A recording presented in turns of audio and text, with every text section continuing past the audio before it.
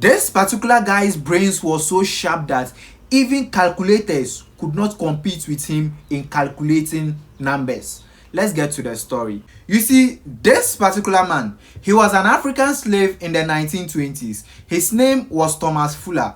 But due to the fact that this particular man could make complex calculations off head without using calculator, he was nicknamed Nicodemus, or the Virginia calculator. What will shock you is that Thomas Fuller had never stepped a foot in school. According to history, Thomas Fuller was originally born on the African continent. Even though the exact country or location of birth is unknown, history says that Thomas Fuller was born at a place between the present-day Liberia and Benin. You see, in 1724, Thomas Fuller was kidnapped from the African continent and then shipped to America.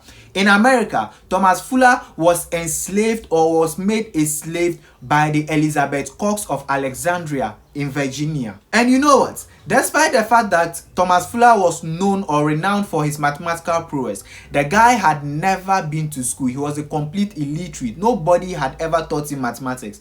But he could calculate figures or do mathematics that even calculators found it difficult doing. For this reason, an ethno-mathematics researcher whose name is Ron Eglash theorized that this particular guy, Thomas Fuller, might have been from the tribe of the Basari. The scientists and mathematics research believe Thomas Fuller could have been from the Basari because even before colonialism in Africa, the Basari had specialists who were trained in the memorization of Psalms. Now, that aside, you see, the mathematical prowess and achievements of Thomas Fuller spread through the east coast of the United States and reached as far as France and Germany. You see, when Thomas Fuller was 70 years old, two individuals, white men who were part of the Pennsylvania Abolition Society, the PAS, heard about Thomas Fuller. You see, within those period of time, they were using black intelligence as one of the causes to abolish slavery in America. So when the two people, who are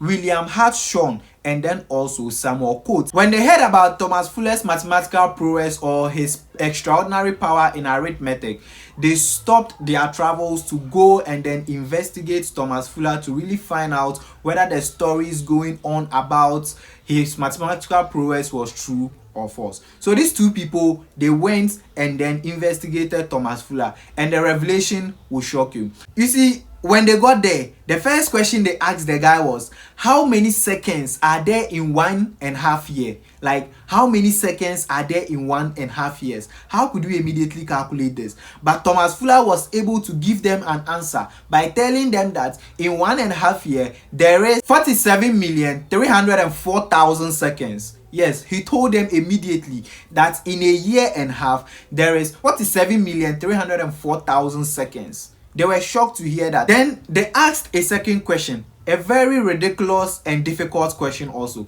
They asked Thomas Fuller, if a man is 70 years, 7 days and 12 hours old, how many seconds has the man lived from the time he was born to when he was 70 years, 7 days and 12 hours old? To their shock, Thomas Fuller gave them the right answer. Thomas Fuller told them that if a man has lived 70 years, 7 days and 12 hours, then the man has lived a total seconds of, let me read for you, 2,210,500,800 seconds. That is what he told them, and the answer was correct. You see, whilst they were asking Thomas Fuller this question, there was another guy who was having a pen and paper doing the calculations to ensure that if Thomas Fuller gives a wrong answer, they will point it out. So when Thomas Fuller gave the answer for the second question, the guy said Thomas Fuller's answer was wrong and that Thomas Fuller's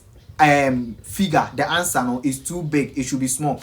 Then when the man was talking, Thomas Fuller, who is an illiterate and doesn't really understand English, was like, top massa. He was like, stop massa, you forgot to add the leap year.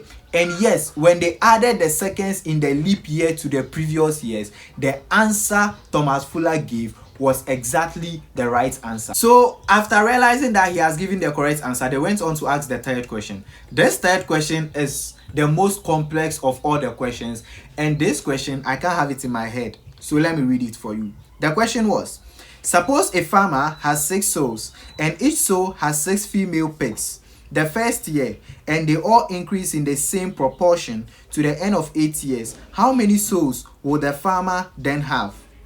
In 10 minutes, he answered, just within 10 minutes after they asked the question, he answered 34,588,806.